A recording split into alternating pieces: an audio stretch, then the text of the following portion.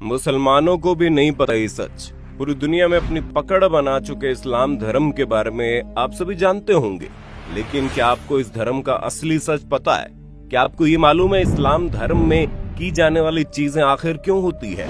क्यों इस्लाम धर्म में लोगों को जलाया नहीं जाता बल्कि दफनाया जाता है? क्यों इस्लाम धर्म के लोग अधिकतर मांस खाते हैं? आज की हमारी वीडियो में आपके सभी सवालों के जवाब मौजूद है, जहां हम आपको इस्लाम धर्म की उस सच्चाई से रूबरू करवाने वाले हैं जिसे जानकर आपके होश उड़ जाएंगे। यहाँ तक कि बहुत से मुसलमान भी इसके पीछे का सच नहीं जानते होंगे। दोस्तों, हम अपनी वीडियो में जो भी बताएंगे वो सारी बातें तर्कपूर्ण होंगी, इसलिए कुछ भी कहने या सोचने से पहले वीडियो को पूरा देखना जरूर। दोस्तों, इस्लाम धर्म का सच जानने के लिए सबसे पहले आपको रामायण के बारे में पता होना चाहिए कि रामायण में सभी राक्षसों का वध किया गया था, लेकिन सिर्फ शूर्पणखा का वध नहीं किया गया था। उसकी नाक और कान काटकर उसे छोड़ दिया गया था, जिसके बाद शूर्पणखा अपना चेहरा कपड़े से छुपाकर रहती है। रावण की मृत्यु के बाद शूर्पणखा अपने पति के साथ शुक्राचार्य के पास गई और जंगल में उन्हीं के आश्रम में रहने लगी। राक्षसों का वंश खत्म ना हो, इसीलिए शुक्राचार्य ने शिवजी की आराधना की और शिवजी प्रकट हुए। शिवजी ने अपना स्वरूप शिवलिंग शुक्राचार्य को देकर कहा कि जिस दिन कोई हिंदू इस शिवलिंग पर गंगा जल चढ़ा देगा, उस दिन राक्षसों का नाश हो जाएगा। तब तक के लिए जो राक्षसों का वंश है वो इसी तरह चलता रहेगा। अब शुक्राचार्य चाहते थे कि कोई भी उस शिवलिंग तक ना पहुंचे और राक्षसों का वंश कभी खत्म ना हो। इसलिए शुक्राचार्य ने डर की वजह से शिवलिंग को हिंदुओं से दूर रेगिस्तान में स्थापित कर दिया, जो आज अरब के मक्का मदीना में स्थित है। और इसलिए लोगों द्वारा कहा जाता है कि मक्का मदीना में एक शिवलिंग है जिस पर गंगा जल चढ़ाने पर पृथ्वी की पूरी कायापलट हो जाएगी। हालांकि सालों से कई सारे एक्सपर्ट इस बात से इनकार भी करते हैं, लेकिन अगर पौराणिक कथाओं की माने तो ये वही शिवलिंग है जिसे शुक्राचार्य ने हिंदुओं से बचाए रखने के लिए रेगिस्तान में छुपाया था। और इसी वजह से कोई भी हिंदू मक्का मदीना के अंदर प्रवेश नहीं कर सकता, क्योंकि अगर किसी हिंदू ने अंदर मौजूद शिवलिंग पर गंगा जल डाल दिया तो शूर्पणखा के वंशजों का विनाश हो जाएगा। शूर्पणखा जो आज उस समय अपना चेहरा ढककर रखती थी, वो परंपरा उसके वंशजों ने पूरी तरह निभाई। आज भी इस्लाम धर्म को मानने वाली औरतें अपना चेहरा ढक कर रखती हैं, और ये सुनकर आपको धक्का जरूर लगेगा, लेकिन शूर्पणखा के वंशज आज मुसलमान कहलाते हैं, क्योंकि शुक्राचार्य ने उन्हें वरदान दिया। इस वजह से विशेष तौर पर मुसलमान शुक्रवार को महत्व देते हैं। इन सारी चीजों को जानने के बाद आपके दिमाग में सिर्फ एक सवाल आ रहा होगा कि आखिर इस्लाम कैसे पैदा हुआ। तो दोस्तों, आपको बता दें, इस्लाम कोई धर्म नहीं है, वो एक मजहबी दिनचर्या है। दोस्तों, वहाँ पर मजहब का मतलब होता है अपने कबीले के गिरोह को बढ़ाते चले जाना, यानी कि अपने कबीले में रहने वाले लोगों की संख्या को बढ़ाते रहना। दोस्तों, ये तो हम सभी जानते हैं कि इस्लाम धर्म की स्थापना करने वाले मोहम्मद अरब के वासी थे, और अरब के देशों में सिर्फ और सिर्फ रेगिस्तान पाए जाते हैं। वहाँ जंगल तो छोड़िए, हरियाली भी नहीं होती, लेकिन वहाँ पर मुश्किल से इक्का दुक्का ही पेड़ पौधे नजर आते हैं। और इसी वजह से वहाँ पर लोगों के मरने के बाद उन्हें जलाने के लिए लकड़ियां न होने के कारण मृत शरीर को जमीन में दफना दिया जाता है। अब रेगिस्तान में हरियाली तो है नहीं, इसी वजह से वहाँ पर हरा चटक रंग देखकर इंसान जला जाता है, जो कि सूचक का काम करता है। इसी वजह से इस्लाम धर्म में हरे रंग को इतनी ज्यादा महत्वता दी जाती है। अरब देशों में पड़ने वाली गर्मी किसी की भी हालत खराब कर सकती है। वहाँ के लोग तेज धूप में रेगिस्तान में सफर करते थे, और इसी वजह से वहाँ पर लोग अपने सिर को ढकने के लिए टोपी पहनने लगे, ताकि धूप की गर्मी से वो लोग बीमार ना पड़े। और ये प्रथा आज भी चली आ रही है। जहाँ पर अरब के देशों में देखेंगे कैसे लोग अपने सिर पर कपड़ा बांध कर रखते हैं, ताकि धूप की गर्मी उन्हें नुकसान ना पहुँचा पाए। अरब के देशों में पानी की बहुत ही ज्यादा कमी देखने को मिलती थी। ऐसे में लिंग यानी मूत्र मार्ग को साफ करने में पानी खराब न हो, इसलिए वहाँ के लोग यानी कि इस मजहब के लोग अपना खतना करने लगे।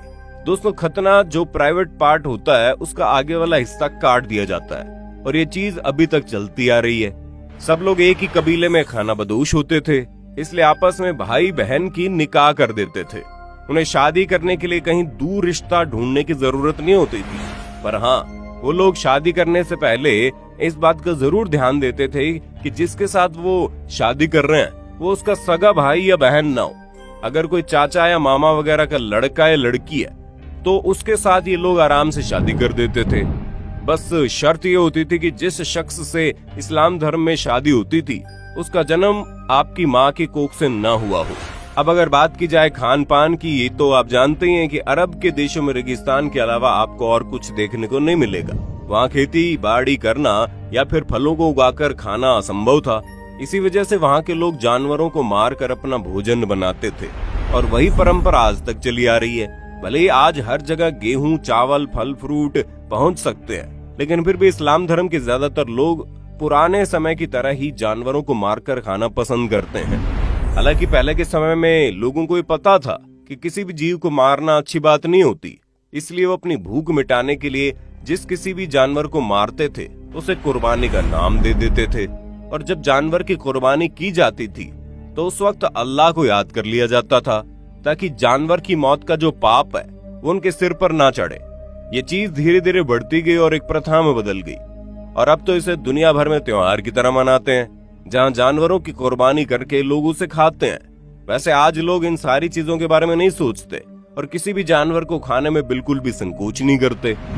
अब ये बात तो आप अच्छे से जानते हैं कि रेगिस्तानी इलाके में मूर्ति वगैरह को बनाने के लिए मिट्टी नहीं मिलती, इसलिए जिसकी वजह से इन्होंने मूर्ति पूजा को अपने कबीले से यानी अपने मजहब से खारिज कर दिया। कबीले को एक जगह से दूसरी जगह लगातार आना जाना रहता है, इसलिए वो लोग कम बर्तन रखते थे और एक ही थाली में 4-5 लोग बैठकर खा लेते थे। मुसलमानों के कबीलों की संख्या को अधिक से अधिक बढ़ाया जा सके, इसलिए कबीले में एक आदमी को 4 शादियां करने की इजाजत थी। अब अगर इन सारी बातों पर गौर किया जाए तो इससे ये चीज साफ होती है कि इस्लाम कोई धर्म नहीं है बल्कि कबीला है, जिसे सिर्फ जनसंख्या को बढ़ाने के लिए बनाया गया है। और इसके जो नियम है वो उनके सिद्धांत नहीं बल्कि इनकी दिनचर्या है। जिस तरह वातावरण इन्हें मिला उस हिसाब से इन लोगों ने जीना शुरू कर दिया और आज भी वातावरण और आसपास का माहौल बदलने के बावजूद ये लोग उसी तरह से अपनी जिंदगी बिता रहे हैं। दोस्तों, हमने आपको इस्लाम से जुड़ी जितनी भी बातें बताई है वो सारी सच्ची है, तभी तो आज इस्लाम धर्म को मानने वाले लोगों की जनसंख्या लगातार बढ़ती जा रही है, जिस पर चाहकर भी कोई रोक नहीं लगा सकता। और जिस हिसाब से मुसलमानों की संख्या बढ़ती जा रही है उसे देखते हुए ये कहना गलत नहीं है कि आने वाले कुछ ही सालों में दुनिया में सबसे ज्यादा मुसलमानों की आबादी देखने को मिलेगी। अब हमारे बहुत से मुसलमान भाई बहनों को ये सारी बातें सुनकर बुरी लग रही होंगी, हम उनके धर्म को इस तरह से कह रहे हैं, पर दोस्तों हमारा इरादा किसी भी धर्म को ठेस पहुंचाना नहीं है, बल्कि हम तो आपके सामने कुछ ऐसे फैक्ट्स रख रहे हैं जो पूरी तरह से लॉजिकल है। और अगर आप उस पर गौर करेंगे तो आपको समझ में आएगा कि हम जो कह रहे हैं वो वाकई में सच हो सकता है। और इन सब की सबसे ज्यादा हैरान करने वाली बात यह है कि इस्लाम धर्म को मानने वाले लोग खुद भी ये नहीं जानते हैं कि वो इस तरह की सोच क्यों रखते हैं और क्यों इस्लाम धर्म को मानने वाले अधिकतर लोग दूसरे धर्म को कम समझते हैं।